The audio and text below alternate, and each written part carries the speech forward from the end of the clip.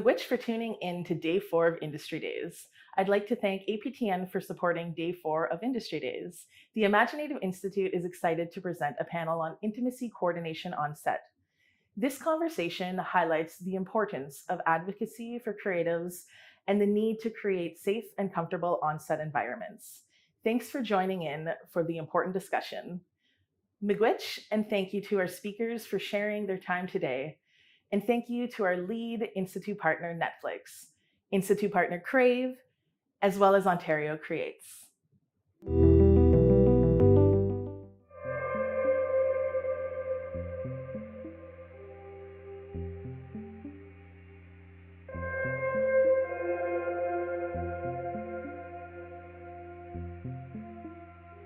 I went to an audition. The casting director looked at me and she was just like, "Oh, you cut your hair. I used to call you Pocahontas." I froze.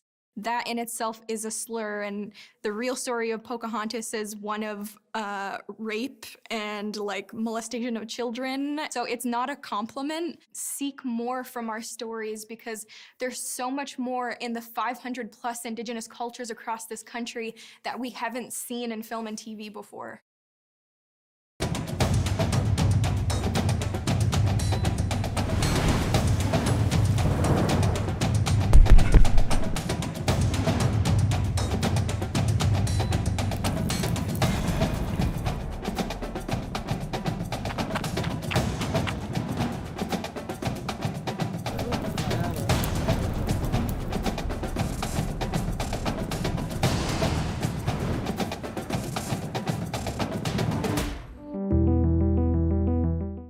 Hello, everyone. My name is Joseph Cardona. I am First Nations Australian. My mother's tribe is the Gurindji people, and my father's people are the Malak tribe from Northern Australia.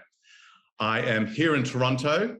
I've got brown skin. I've got a very colourful shirt on. I've got brown hair and a very boring white background.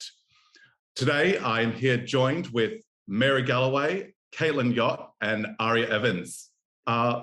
Mary, I'll just start with you. Sure. Just introduce yourself, where you're from. Okay, awesome. Hi, friends. My name is Mary Galloway. I am a member of the Cowichan tribes of the Coast Salish territory.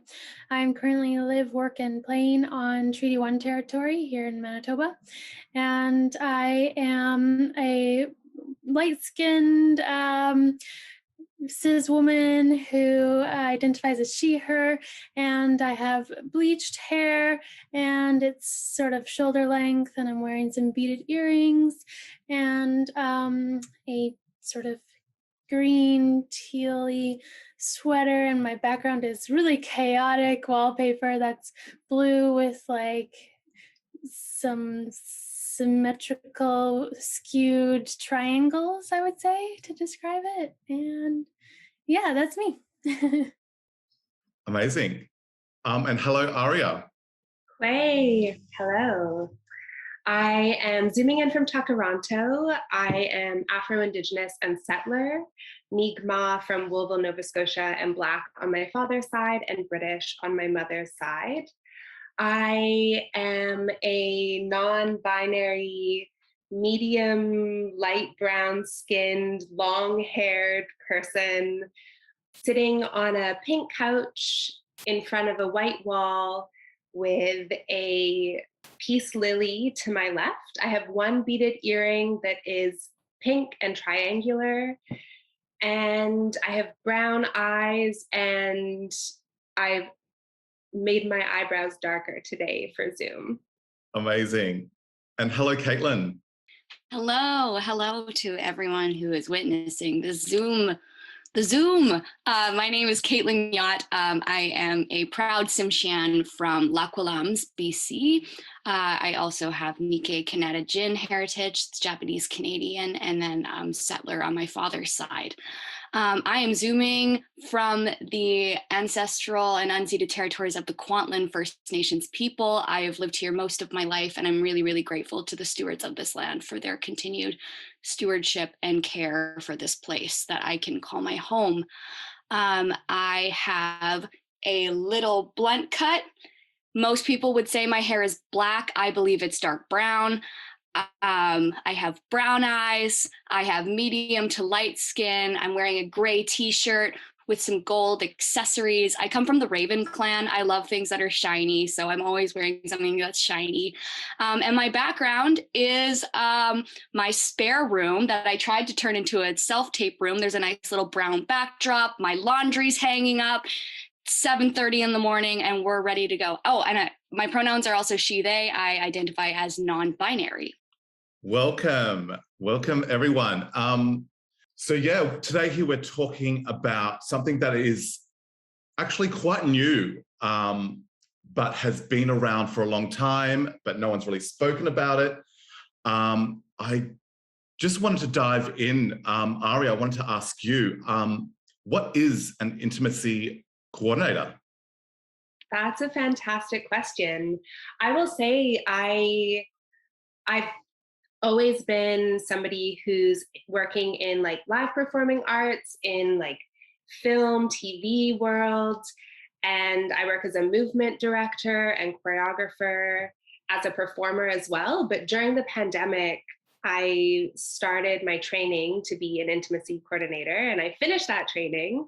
So I'm certified with the Intimacy Professionals Association, and I've just started integrating that role into the work that I do. And it's interesting because I can see so much potential for intimacy coordinators, and the job itself is multifaceted. It's somebody who's on set, who's advocating for the actors, who's figuring out what a director's vision is and seeing how the performers and the crew can make safe and comfortable working environments so that people can feel supported in roles that involve like sensitive subject matter, simulated sex, any kind of like nudity, whether it is like direct nudity or it's something that you're sort of maybe like you're seeing it but it's not totally there. And that person is really there to advocate for the actors and to make sure that they have informed consent in what they're agreeing to and what they want to do. That person is also there as a support person to make sure that, you know, a set is closed when it needs to be. We are communicating with the costume departments to figure out what garments are needed for what kinds of scenes. And it's collaborative. Sometimes we're choreographing scenes of intimacy, whether that is like a scene where two people are kissing, whether that is a scene that involves simulated sex, and we're working with the director to bring their vision to life. And sometimes we're just there as a person to witness and to work with union guidelines and to make sure that, you know, a nudity rider has been filled out and everyone knows what their options are. It's such an exciting and important role, even just knowing what to ask for. We're somebody that can communicate to performers, like, these are your options. This is what's available to you. You can say no to these things. There are many ways that we can make a scene happen. There are many ways that we can bring a vision to life. It doesn't just have to be prescribed in something that has been set in the past. So Yeah. I think that's a very brief. Yeah, great. It's amazing. So Mary and Caitlin and Aria, of course, like, please jump in if you want to say something, even though it directs a question at a particular person, please jump in. I wanted to add in there, actually. Yeah. Like, I learned recently when I was going to the CFC, we had intimacy coaches come in and like give a class on intimacy coaching, and they were saying that you should think of an intimacy coordinator as basically equivalent to like a stunt coordinator, and like if there's any form of intimacy in any way, shape, or form, or like physical contact between two characters that is intimate, or there's nudity, you should be hiring an intimacy coordinator. And I just thought that was a really great way to like relate it to something, you know, to like kind of be able to be like, okay, so it's and they should get paid equivalent to what a stunt coordinator gets paid as well, which is great to know. Yeah, and Yeah, I think they get paid very well, those stunt coordinators. to Yeah. add, to jump off of that, Mary, like I think about how to cultivate relationships between performers where they have a language that they can speak together in the same way that a stunt coordinator will like build a language, whether it's verbal or physical or both. We're there to kind of like build a connection so that maybe when we're not present, conversations can still continue in a way that is like consensual and adhering to people's personal needs and boundaries. Though I will say, like, intimacy work should be done with an intimacy coordinator present. 100%. I don't think any actor should be forced to have an intimate scene without an intimacy coordinator present. That's right, yeah. And it's funny that it's such a new thing, like it's so new. I guess it came out of the Me Too movement, and just even, I don't know if you know the show Sex Education. Netflix, that was the first Netflix show that had an intimacy coordinator. So it's so new, but it's so important. So Caitlin, I just wanted to ask, can you speak on the difference between a set with an intimacy coordinator and a set without? And this is also an open question. Yes, my goodness. Well, in my experience, with intimacy coordinator versus not, I now, based on the one experience that I've had with an intimacy coordinator, there's kind of no way I can go without now. Because beforehand, I think that the industry really capitalized off of the fact that actors don't necessarily know all their rights. Even though they've signed contracts and they've done all that work, it's mostly done by agents and things like that. And so there's a lot of things that we don't know. And I think that the industry has taken advantage of that. Because the idea of intimacy has been framed in such a way that it didn't include the person who is reenacting those things. It was about the story. It's about blah, blah, blah. But then working with an intimacy coordinator, I was suddenly made aware of all of the rights that I have and the rights to myself and my body. And at first it was uncomfortable because, you know, as an actor, I've never been asked my opinion on things. I've never been asked how I feel about something that is about to happen to me or that I'm about to participate in on camera or on set or in theater. So I think it's integral at this point because the most important thing that I've learned in intimacy coaching and direction is that when we make our bodies do things, there's no actual way of separating us from the material. So even the most experienced actors, there's still a physiological response that you have when you are being intimate with someone on set, or whether or not you are. And I also think that intimacy immediately needs to extend to other things as well, like cultural safety, spiritual safety. We've only now just bridged the idea of simulated sex or kissing or intimacy like that, but I also think that that extends beyond the colonial view of what they think intimacy is, because intimacy to me is so much more than that. And I find that those other aspects of myself are not protected. So I think that we have so far to go. So all I have to say is, yes, let's keep going. Let's keep dating. Let's keep asking ourselves questions of how we can protect people on set, not just actors, but everybody else too. I'll say like that was one of the things that really interested me in pursuing the training is as I was doing research into this field that had started in around 2017, a lot of the intimacy coordinators that were training or that I was researching were all white. And I was thinking about the difference of like cultural experiences, the difference of what is like self-care after a scene like that across cultures looks very differently. Like somebody might need to smudge, and what does that mean when somebody is coming in to do that role but doesn't have an understanding of different cultural protocols or needs around like how we debrief and what our like intergenerational trauma triggers might be and how our bodies exist in different spaces as bodies of color and the ways that different bodies get treated in film when we think about like stereotypes of like race and diaspora. And that was something that I think I always feel the safest when I have somebody who I can see myself reflected in, who's also supporting me. And like my desire to continue to pursue intimacy coordination was also attached to like wanting there to be representation from other perspectives and other cultures in a like industry that is still very predominantly white led. And you just touched on something there as well, Aria. How did you go from being a movement dancer into this career of intimacy coordination? Yeah, my choreographic work has always involved touch and connection and sensuality, violence, sexuality.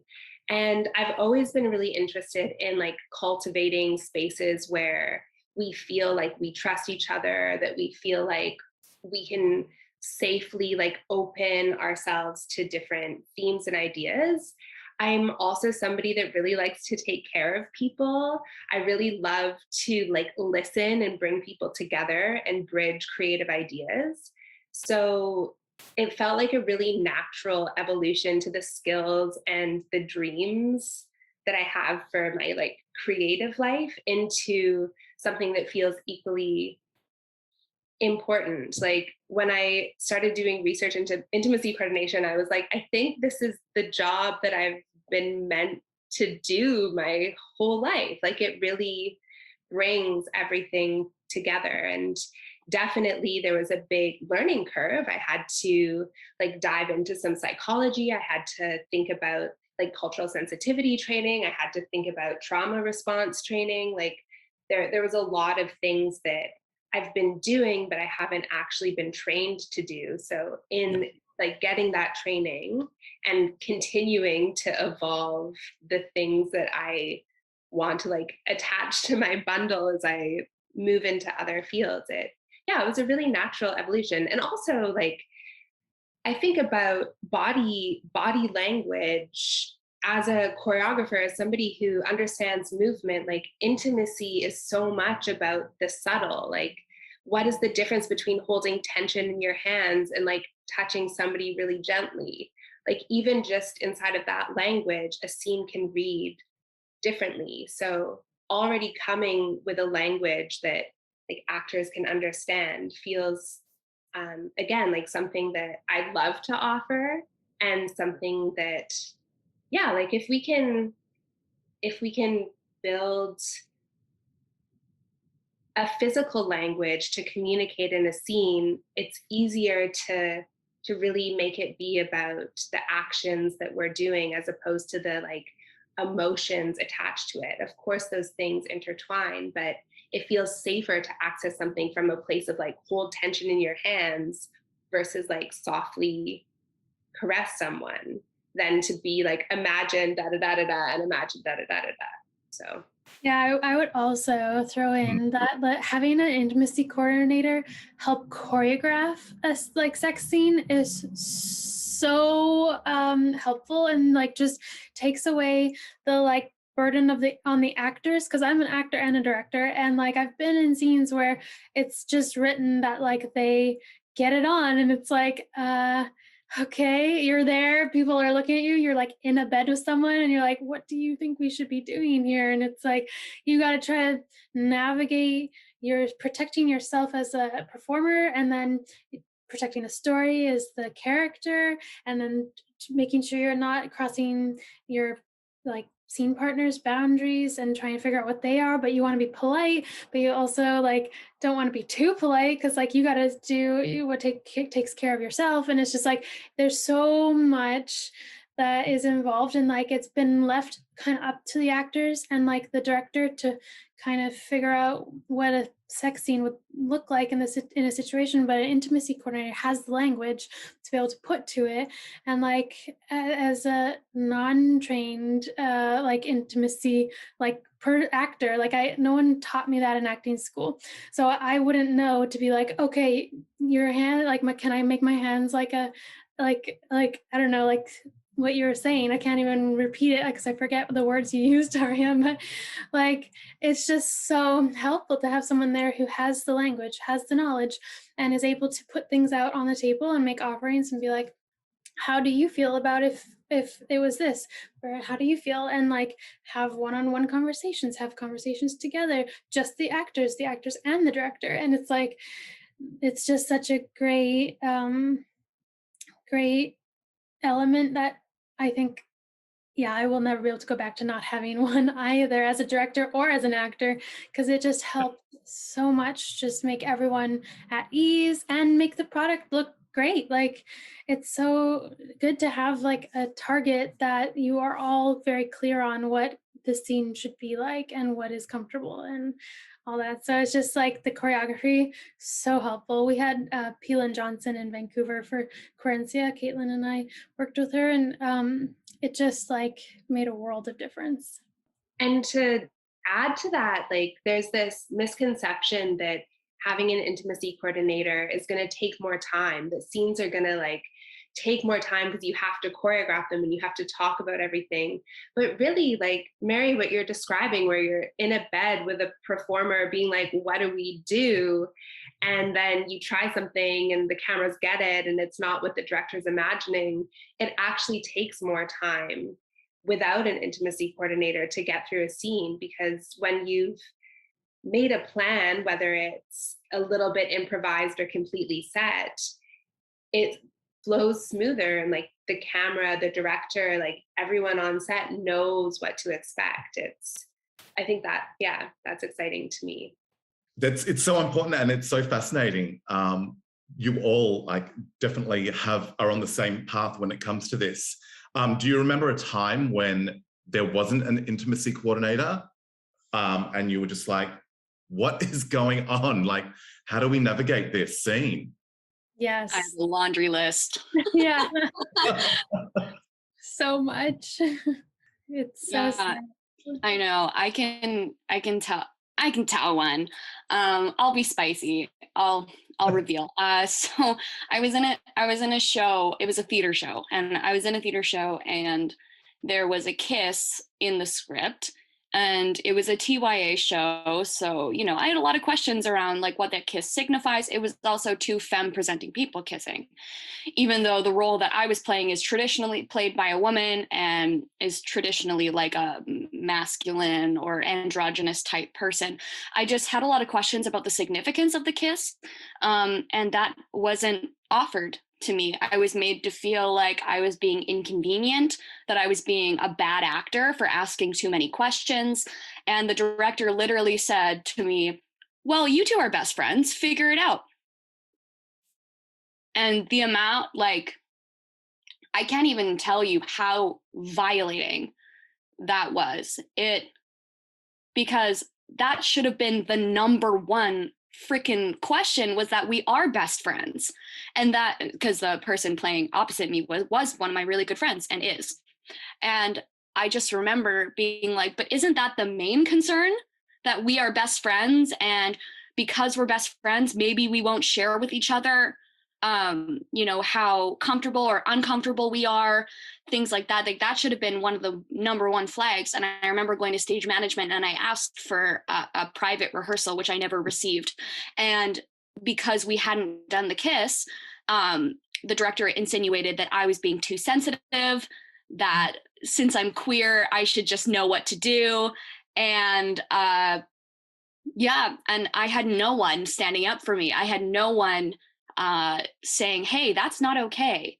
And even to this day, I still have a lot of anxiety around intimacy because of that experience of feeling like my entire self was gaslit, of feeling like my concerns didn't mean anything, or that I wanted to create that communication and it wasn't provided for me. And also, one thing I will say is, again, towards advocacy for actors, what happens in film a lot of the time is that everything is rushed. They're like, time is money, go, go, go, go, go.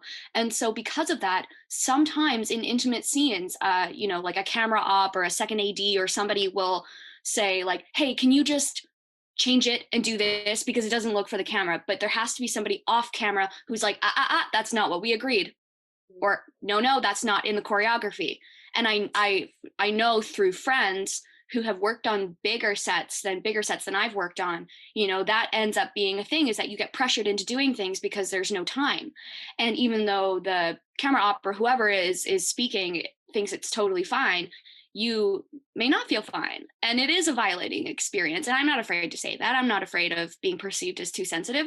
It can be quite violating. And so there's a lot of reparative work that needs to be done, because I think that there are a lot of actors who have a very skewed vision of what that is. Because again, you have the generational thing where older actors are like, meh, we never had that. Directors threw stuff at us, blah, blah, blah, blah, blah. And we're like, well, we're not there anymore, Susan. Like, we've moved on. We're actually trying to protect the well-being of people. And again, I urge, because there are so many more conversations that we are ready to have in terms of what it means to engage in intimacy. I just want to say I'm sorry that that happened to you and that you had that experience. That is really shitty and should not have happened. Yeah. And I hope it never happen again. Yeah. Definitely. I had a teacher once who did live in that world of you just got to deal with it. But she had come up with a little trick to kind of protect herself in those situations where it was revolving nudity. And so she taught our class, she's like, if you ever have to be nude, but they're not actually showing full frontal or whatever, but you it's implied nudity. A trick that she had learned was to go to the gaffers and ask for the black gaffer tape and literally cover her nipples or whatever part of her that she didn't want actually being shown, because if they catch it, and they say they won't, but they do sometimes, if they catch it on camera, it's not usable then. And so I did that on one of my first jobs, where I had to step out of the shower naked and get dressed, and they were like, oh no, we won't show anything. And I was like, yeah, I'm just gonna do this just in case. And they the director tried to talk me out of that, and I was just like, nope, this is just what I'm gonna do. It makes me feel better. And it was so uncomfortable to fight for that though. And it was then in the same film I had a boyfriend character who would just take the liberty to kiss me in scenes without us previously discussing it or agreeing on it, because he's a method actor, and it was just so uncomfortable. And if you don't have the intimacy coordinator to go to, and the director's not understanding that that's not okay, there's nothing an actor can do other than if they want to lose the job and walk off the job. And it's that shouldn't be the case. Yeah. And you should feel comfortable with the director in the beginning. And when the director is being not reasonable, this can deter your dream of becoming a performer. It can totally shatter your path to become a performer. Mm-hmm. This is a question for everyone. How do you tell your peer or another actor or a producer or a director, how do you tell them this is not okay? Are you maybe worried that, they'll just fire you, they'll take you off the set, they'll get another actor in who will do that scene. How do you navigate towards sticking up for yourself? Well, that is the tactic that's been used for generations, is that everyone's replaceable. You can, that's the foundation of what I learned in theater school, what I learned in film school, it's just do whatever the hell they want because somebody else will come in and do it for you. And sometimes, as an actor right now, all I have to say is let them recast someone. Nothing is worth your dignity, your sovereignty. Nothing is worth that. That is the most important, and that's not how we operate yet. So it does have to be a personal decision, and it sucks. And it sucks that we have to do that. It sucks that we have to walk away from things because we're not getting the support that we need. But that's the only, for me, I'm just an actor. And not just an actor, but I'm just an actor. I've deliberately chosen to only act because that's the world I want to be in. But I've had to walk away from a lot of different things. I've nearly quit things partway through a process because I'm not getting the support that I need. Because again, like I said before, while I may not experience, you know, physical or sexual violence in a show, spiritual violence is huge. And again, you know, I'm still in, like, I'm in a big room right now auditioning for something. And again, like, I still have a lot of questions around the lateral violence that occurs between my Indigenous character and another white character. Because again, you know, that's the inextricable, because if we're calling upon our history as Indigenous peoples, you know, it's inextricable. And a lot of white directors think that it's not, or they think that we can separate. And they think that because like this Indigenous character did not go through what you go through, you know, you should be able to do that. But it's not colonial. That's not how we do things. So, um, yeah, I feel like I'm repeating myself. But again, it's because I've been on so many sets where I've been pressured to do things that I don't want to do, or I've been made to feel like my values don't really matter, or I've been made to feel like I'm asking for too much, but I'm not. And, you know, I always take a look. I ask a lot of questions. I ask if an intimacy person will be present. And if the person is not there, I keep asking for one. And it sucks and it's uncomfortable. There's no good way to do it, because if you're standing against a system that has successfully gaslit you for, you know, hundreds of years, and we have a lot of reparative work to do. So all I have to say though is that if you're made to do something that makes you feel uncomfortable, your sovereignty as a human and your spirit staying intact is the priority, even if everyone else is telling you that that's not the case.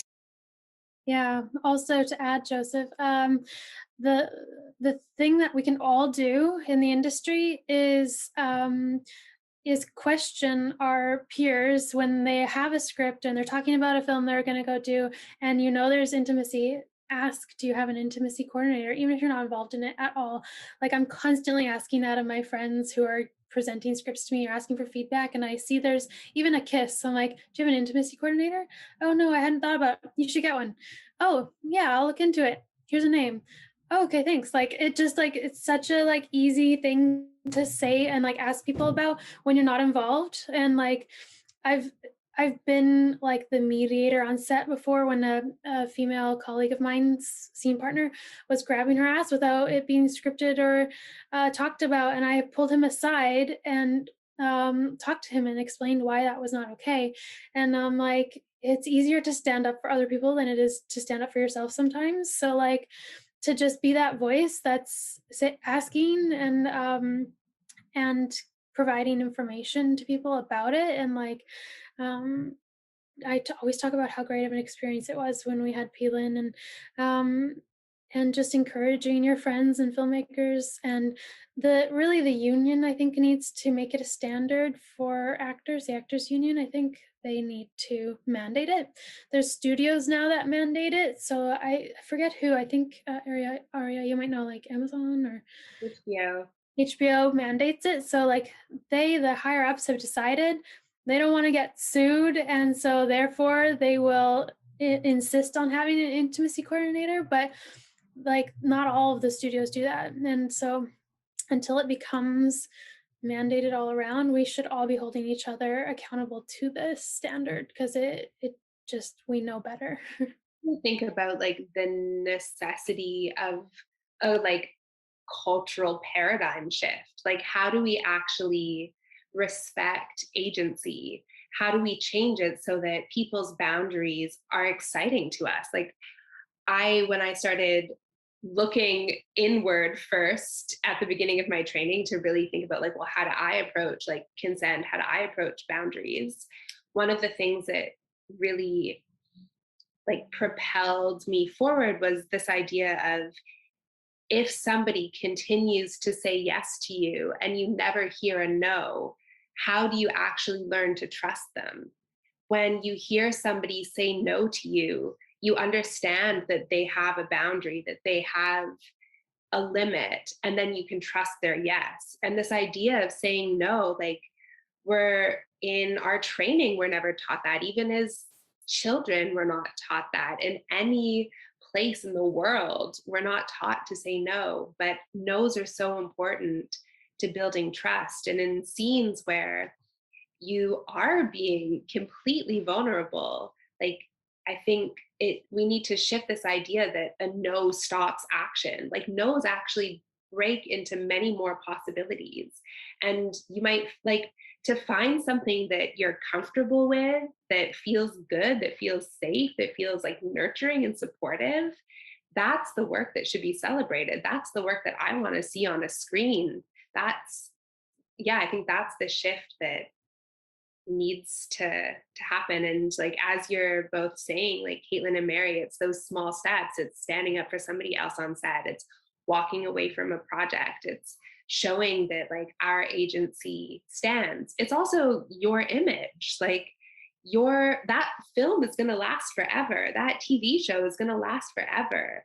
The screenshot that somebody took of something is going to last forever.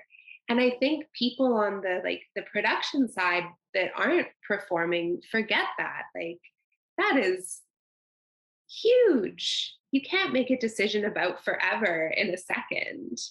You need time. It needs to be thought out. It needs to be like worked through with somebody who's non-biased, who can like bridge all of the different departments that are trying to make decisions to make a project happen. And I think that person is the intimacy coordinator. Yeah.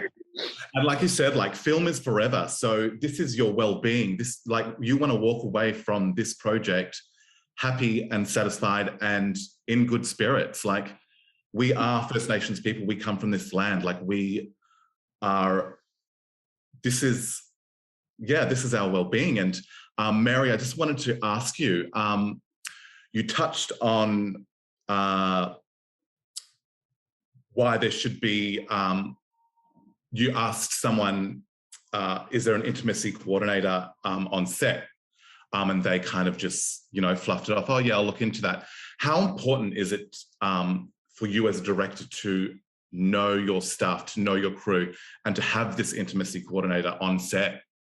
It's so important. I mean, for Querencia, the web series, the producer Jesse Anthony and I were very careful and very particular about the crew we hired. It's an queer story, and it's so intersectional, and we wanted to make sure that it was told by intersectional people, by people in the LGBTQ2+ world, by BIPOC people. We had such a safe set because of it, because everyone who read the script, who was a part of it, were moved by it and excited about it and passionate about it, and they wanted to tell it to the best of their abilities. And I think you can really see on screen that it comes across authentically, because it was told authentically by the people who the story represented. And it's one of the most incredible sets I've ever been on. I'm so proud of it. And I think, and we took such careful decisions, and we took a lot of time to hire our crew, and we had conversations at length with almost every single one of our crew members in every single department. And we were just so aware of the fact that there's not a lot of LGBTQ and BIPOC people who get these opportunities, and we want to create that space for them. And this is our chance to do it. And we have had funding, so we could pay people. Still is ultra low budget, so it wasn't a lot, but yeah. And we hired people who had never, like our key hairstylist, she had never been on a set before, but she's a queer woman and she's a hairstylist. Like, she has her own studio, and she was really excited and eager to try the film industry, and she loved it, and she knocked it out of the park. And it was just so important to create those opportunities for people who maybe hadn't had them before, but that are people who deserve the chance to shine. And they always pull through. I've never been disappointed once by giving someone their first chance. It's just so important. And when it comes to this kind of content, for sure, I never felt unsafe as a performer in the show. Caitlin and I had a couple of intimate scenes, and I never felt uncomfortable. No one made any weird remarks from the crew, because they all just respected it so much, and it just makes a world of difference. Yeah. Mm-hmm. And Caitlin, you touched on that horrific experience back then, and the director just saying, "Oh, well, you're queer, you know what to do. Oh, that's your best friend, you know what to do, blah, blah, blah." I just wanted to touch on the work of an intimacy coordinator, Aria taking Caitlin's experience and how that your work helps people during that experience. I know we kind of are talking everything on a big, broad perspective, but can you like dive into that particular area? Yeah, I mean, the work starts from the very beginning. Like finding where you feel confident touching someone is like the first step. Having a conversation about like what the scene is, how the director is imagining that scene happens, talking to the performer, the actor, like to see where their comfort lays. It's like, yeah, the work continues all the way through. It's like it's conversational, it's being in the space, it's having somebody that you trust that you can go up to and say, like, I asked for this and they're not giving it to me, and me going to the production and being like, you have to do this thing for this performer to do their work. Like it's necessary. And really we talk through everything. What, like, Caitlin, you talked about like asking for things and there not being any follow through. An intimacy coordinator will be the person that makes the follow through happen, that makes sure that, you know, we've talked about what the kiss is, how long it's for, what parts of the body you're touching when it's happening, what is behind it, like what does the kiss mean. Again, like some of these conversations are the director's vision that we're all finding a way to bring to life, but the intimacy coordinator is there to sort of fill in the gaps and to like, okay, I've had a conversation with Caitlin, I know what they are comfortable with, this is what I can propose to the scene, let's like work on it together. And it's also like being on set with, you know, a towel for when you call cut, and like giving a towel to someone so that when the cameras stop rolling but they're still on, you don't have to be there however like revealed you are. And I mean, I even think about the post production, like if you have somebody's nudity rider and, you know, like Mary, you were saying like just having nipple covers, I like, say you didn't wear nipple covers, but you said like no frontal nudity. I can watch the cut of that clip and say to the director or the editor or the producer, like, hey, the shot wasn't in the agreement. You need to find a different shot for this particular thing. And like we're there every step of the way, making sure that no one is doing something that they didn't agree to or is pushed outside of their comfort. But everything exists in a microcosm of like what the project is, what the scenario is, how much time you have together, other people's dynamics. Like something that I find really interesting is when you might have one performer that wants to improvise and another performer that wants something set. And for me, you have to take care of the person who's setting the most boundaries. So you have to find a way to say, like, there's still space inside of something that is set, but we're going to set this for the performer that need, like that is a need that they have. And it's negotiating personalities, it's negotiating needs and desires. To me, that is exciting and important. And yeah, having somebody that you can like text or email and be like, this thing happened, like having a bystander who can jump in and be like, hey, second cam, like don't say that, that's inappropriate right now. or just somebody who's around that's not like shutting things down, but that's just making sure that the workplace is respectful and nurturing and like actually feels good to be a part of. Like we want to enjoy the work that we do. And intimacy is nervous. Like it's scary. It's awkward sometimes. It's like, it's super vulnerable. So whatever we can do to like relieve any kind of anxiety, like that's going to read on camera. And we all are there for the best performance. Go ahead, Mary. Yeah, and I will say that when you have an intimacy coordinator, then the finished product, you can look at it and feel really proud of it and not feel uncomfortable with it.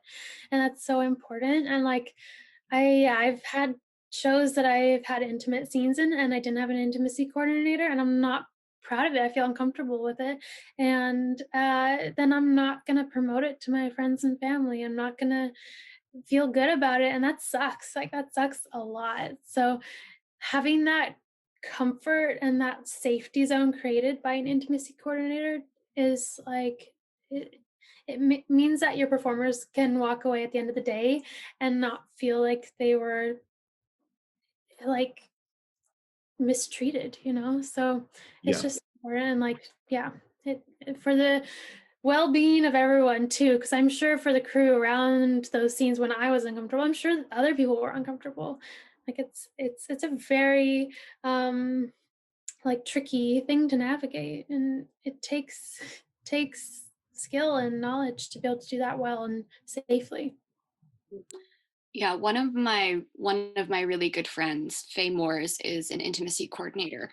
And so circling back to that crazy experience I had, I ended up phoning her a bunch of times because I was like, "Hey, like this is not happening in the room. Like, can you provide me some resources?" And the wealth of knowledge that intimacy coordinators have is incredible. And so one in particular that I remember, so through a sustained performance, we were doing about 63 performances, like twice a day. And so something that Faye offered to me and my castmate was this idea of numbers. And so the numbers represent the amount of passion that goes into. And so we had collectively decided, without the director, obviously, we had collectively decided to operate. We're saying the kiss is about a 6. And so that created a language for the two of us in a sustained run, because sometimes things happen. There was one time where I rushed into the kiss and it was about an 8. And so I was able to go to my scene partner and say, "Hey, listen, I just wanted to check in with you. I came into that kiss with about an 8. How did you feel?" And they said, "Oh yeah, I noticed that, but it's all good. Let's just bring it back down to a 6. So it's about creating a language that you can both mutually understand, and so that it takes away from potential harm, because again, human behavior is bound to shift and change. And again, sometimes we can't remove ourselves from the story and we can't remove ourselves from those moments. And so the wealth of exercises, they have opening exercises, closing exercises. It's just really about keeping the storytelling brave and safe. That's so important. And speaking of safe, how has your jobs changed since this crazy thing called COVID has come about? And how do you navigate scenes, intimate scenes? Because I know that all of you are still working and have been working for the past 2 years since it's been around. Yeah, that's a whole new level of the safety involved in it, because you are putting yourself at risk, sharing a kiss with someone. And I know P-Lynn brought like a special type of mouthwash for us, and it was like you have to have it, or maybe like a certain amount of time before your like kiss with someone. And like COVID testing is like a very common thing now. I think actors get tested couple times a week if you're on a show for a certain amount of time. So it just adds a whole other level of anxiety and stress too. But there's ways that the professionals have come to a conclusion of how to navigate it in the most safe way, and like hire the professionals, friends. Like it's so worth it. Aria, have you had to produce a whole new type of protocol with your work? I mean, like intimacy coordination and like COVID compliance officers are very, very, very different jobs on set and in the world. But definitely, like, you know, rehearsals might look a little bit different because we're like wearing masks and we're like keeping a distance when we need or when it's possible. Um, but really, I think with COVID testing, with communication, there's just more communication happening. I actually think like the pandemic has forced us to talk about what we're comfortable with and what we're not comfortable with in a way that hasn't been globally understood. And for me, that's actually like moving intimacy conversations forward in a really, really big way because we have agency to say, like, no, I'm not hugging, or like, no, actually, I'm going to keep my mask on, or can you please like sanitize your hands and wear a mask when you enter my house? Like in very small scale, like low risk situations, we're learning how to talk about what we need and what makes us feel comfortable. And I think I'm seeing that in our industry as well. There's just more conversations happening, and there's there's an allowance for like two people's needs to be in conflict with one another, and then a finding out how to make those two things harmonious. And what advice would you give to these two lovely people as a coordinator, and to everyone else in the world, but as actor and director? It's such a big question. um Be kind. yeah, no, I think it's more attached to like knowing that if you ask for something, it doesn't mean you're difficult. That like your needs are like a fundamental human right, and you can ask for support, and that's okay. Like there, yeah, I think Caitlin, what you were talking about, like this idea that you are replaceable, or like somebody is just like waiting to fill your spot, or that your needs don't matter, time is more important, product is more important, like that is so colonial, and it's not conducive to good work. So I think, yeah, really finding the confidence to ask for what you need, and to release the shame and the fear that it's going to be too much, because we have the resources and we are building a collective of people, and what you need is there and you deserve it. And Caitlin, do you have any advice on intimacy coordinator, advocating for it, what they would tell their fellow actors as well? Yeah, of course. I think ultimately for actors, the most important thing is to always be in living relation with your values. Because you have to decide for yourself what is absolutely inextricable from your person. Um, and again, it's really about the work that we do outside of the room so that we're able to go into the room. And so I have a huge support network of doctors, physiotherapists, medical professionals who help me to realize the things that I need when I'm on set. And so I really just encourage people, even if you don't have the privileges that I do, to access a team of people. I think that you should start building your own community, your own network of people who hold you accountable to your values, people who can check in with you and say, hey, that sounds a little out of character, like, do you want to talk about that? And it's really about reflecting, because as someone, like, I have a people pleaser tendency. And so that's something that I have to check in with all the time because I am constantly abandoning myself. I'm constantly saying, yes, of course, because the idea of pleasing someone else brings me more comfort than standing up for myself. And so it's my responsibility to go home and do that homework for myself to make sure that I'm in line with my values, because again, it all trickles down. And even, and something that I do have to say is when something if something shitty happens and you're like, and you have a feeling about it, but then you kind of tuck it away, that's going to show up at another point.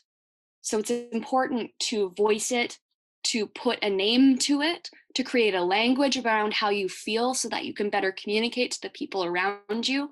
But again, much like I said and Arya said and Mary said, you are important. You are important. Who you are at the end of the day is important because you have a life outside of your work. You have people that you're accountable to outside of work. Work isn't everything. Who I am as a person outside of my work is more important than what I'm doing in the room, because I've learned the hard way of burning myself out after only 3 years of working professionally, of really realizing the impact of when someone's asking you to ignore a part of yourself that is integral and important. And so all I have to say is that I don't want to prep people by saying it's going to be hard, but sometimes it will be, and it will be inconvenient, and it will cause a ripple, and it will, but you are not the person who's inconvenient. It's the system. It's the system that's inconvenient to us. And again, and much like Mary said, this idea of community, holding each other accountable, because there are some higher up people who are not interested in the work that we're doing, and they've made that abundantly clear, but we have to start, and then it'll start at our level, and then it'll eventually progress to what it is. Because when I was in theater school in 2012 to 2015, Me Too wasn't even a thing. And there I was advocating for my rights, advocating, speaking up against instructors, people in the industry who I knew were dangerous. And I received little to no support. And now with Me Too happening, it was really uncomfortable for me because I was like, but I've been talking about this since before this happened. And now because it's a socially acceptable movement, now you're going to care about my feelings. And that's the, sorry for swearing, but that's the fuckery of it all is, it is going to change with societal value and importance, but you have to remember that your values, despite whatever is going on in the public eye, despite what is now socially acceptable, those little red flags, those feelings that you have to pay attention to them. You have to give space for that, because that matters. That's you, that's your heart, that's your spirit, that's your ancestors letting you know that something is happening and you need to protect yourself. So I think that for all people, we have to listen to that little voice when it says something, because we do know what our values are. Some of us just have to do a little more work unlearning and relearning how to presence them. Well said, well said. And it's just so important as also First Nations people, we are connected to our spirit so much, and we need to look after our physical self, our spiritual self, our mental health. So I just want to thank you all for being so open and honest. It's been so inspiring listening to you all and how passionate you are about all of your work. So I wanted to say, Mary, we want your advice too. Yes. Thanks. Sure. Yeah. So my advice would be for directors and executive producers and producers to pay attention to if your crew are representing the cast, because there's, I don't think, a safer environment for a cast than to be surrounded by people that reflect them, or an unsafer environment than people that don't reflect them at all. So that to me is just such an important element to this whole thing, to protecting everyone, and the story, and it protects the story to have people telling the story from each department that live the world and the life that the story is. So that's definitely my number one piece of advice. And it takes a little more effort. It does, because if you're telling a diverse story, the diverse crew members they are out there. They just haven't been given the opportunities as freely as non-diverse people have. So you just gotta do a little bit of digging, but they show up, and they show up like tenfold. Like you gotta put in the work and find them. And Aria, how do you become an intimacy coordinator, and how long does it take? There's a few different organizations that do certification, both in Canada and the United States. Those are like the two places that I'm the most aware of, just living in a Western North American world. And it differs. Because it's not a union role yet, you don't necessarily need to be certified to do the job. There are definitely like ACTRA and SAG-ACTRA have a list of like basics that you should be trained in to do the job. Some certification programs span over 2 years, some are shorter. And if people are interested in becoming an intimacy coordinator, I just suggest that they pursue a little bit of research and choose the training program that works and suits them the best. There's also intimacy directing, which is specifically for like live performing arts, and intimacy coordination, which is more geared towards film and TV. I'm also trying to start a movement of intimacy coordinators for dance, because that's my like passion, and we've been left out of a lot of conversations when it comes to consent and boundaries. But yeah, like intimacy directors, ISIP, like Intimacy Professionals Association, you can do some research. There's folks who have been working since about 2017 who now train, and we need more people. It's a really important role, and yeah, the more people who are trained and certified, like, the better. Great. Any final thoughts before we wrap up? No, but I just want to say, hi, Chika, thank you so much for this conversation. It's so important, and thanks for having me. It's so important, this conversation. And Caitlin, what are you up to now? What are they up to? What am I up to? Okay, well, I'm still working on something with DreamWorks. It's a voiceover, it's an animation thing that will be coming out, I think, next year. So I don't know, it might querencia, maybe. And I'm actually heading into a callback for something really exciting. So we'll see. If y'all want to put out feelers for me, that would be really great. But yeah, I'm stepping into some really great rooms and learning a lot. And I'm really grateful for my journey thus far. Great. Mary? Yes, I mean, I'm always busy like brainstorming season 2 querencia ideas. And I am writing on Tribal season 3, and director shadowing a wonderful Indigenous female director on a TV series here in Winnipeg. I'm not too sure if I can say what it is. I'm sure I can, but I don't know. I haven't been given paperwork yet. I don't know what to do. So shadowing, writing, and auditioning as always as well, of course. And I just graduated the Canadian Film Centre Directors Program, and I have a short film that's a proof of concept that is for a feature film. So I'm also developing that feature film script and going to be putting out that short film soon. And yeah. Eye out. And Aria? I feel like my world spans in many different directions. I have my choreographic work, which involves intimacy coordination. I have the work that I take on specifically as an intimacy coordinator. I'm doing an internship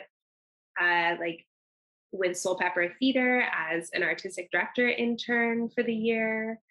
And yeah, just like collaborating with other people, making my own work, and doing some specific like IC stuff. I'm being very vague, but we're all being quite vague. I So that exciting things are on the horizon for all of us. We're doing things. We're doing things. Well, thank you so much for your time. It's just such an important conversation to have, even though it's quite new. I think we've all learned a lot about Me Too movement, about being comfortable on set, and just looking after yourself. So thank you so much. We'll wrap it up there. Good luck. Take care. Walalia, thank you. Bye, everyone. Bye.